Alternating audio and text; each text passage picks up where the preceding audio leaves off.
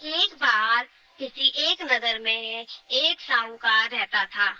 उसके घर में धन की कोई कमी नहीं थी, लेकिन कोई संतान ना होने के कारण वह बहुत दुखी था। संतान प्राप्ति के लिए वह हर सोमवार को व्रत रखता था और पूरी श्रद्धा के साथ शिव मंदिर जाकर भगवान शिव और माता पार्वती की पूजा करता था।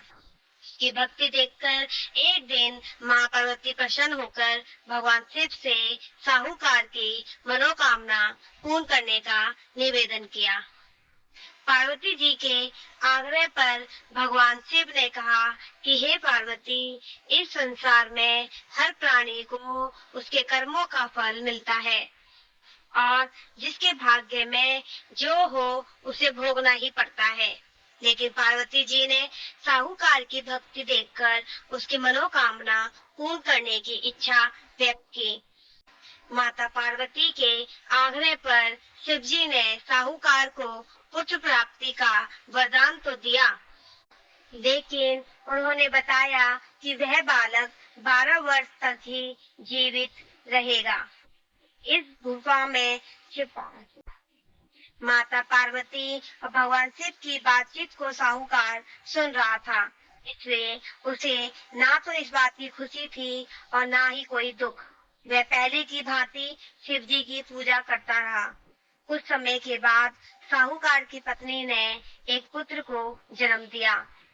जब वह बालक 11 वर्ष का हुआ तो उसे पढ़ने के लिए काशी भेज दिया गया। साहूकार ने पुत्र के मामा को बुलाकर उसे बहुत सारा धन देते हुए कहा कि तुम इस बालक को काशी विद्या प्राप्ति के लिए ले जाओ।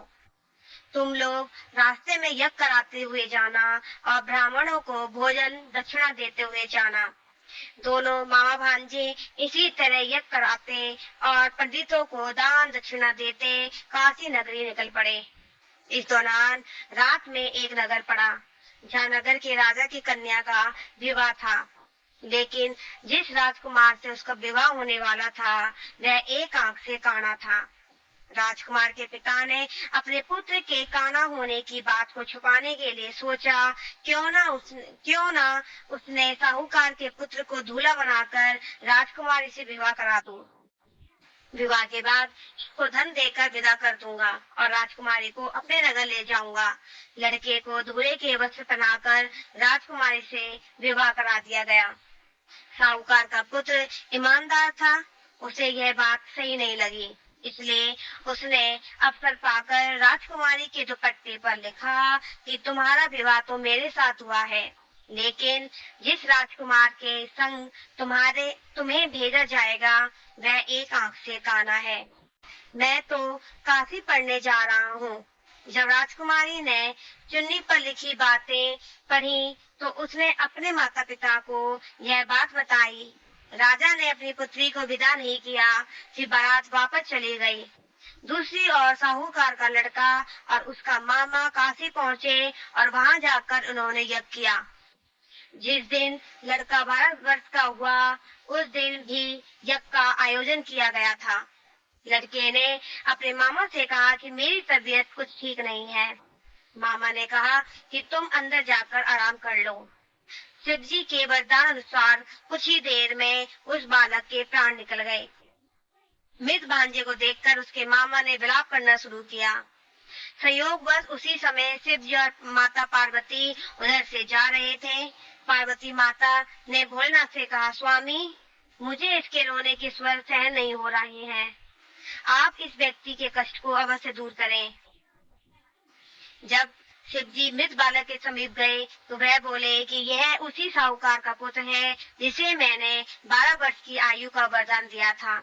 अब इसकी आयु पूरी हो चुकी है। लेकिन मातृभाव से विभोर माता पार्वती ने कहा, हे महादेव, आप इस बालक को और आयु देने की कृपा करें, अन्यथा इसके वियोग में इसके माता पिता भी तड़प तड़प कर मर जाएंगे। माता पार्वती के पुनः आग्रह पर भगवान शिव ने उस लड़के को जीवित होने का वरदान दिया। शिव जी की कृपा से वह लड़का जीवित हो गया। शिक्षा पूरी करके लड़का मामा के साथ अपने नगर की ओर वापस चला गया। दोनों चलते हुए उसी नगर में पहुँचे जहाँ उसका विवाह हुआ था।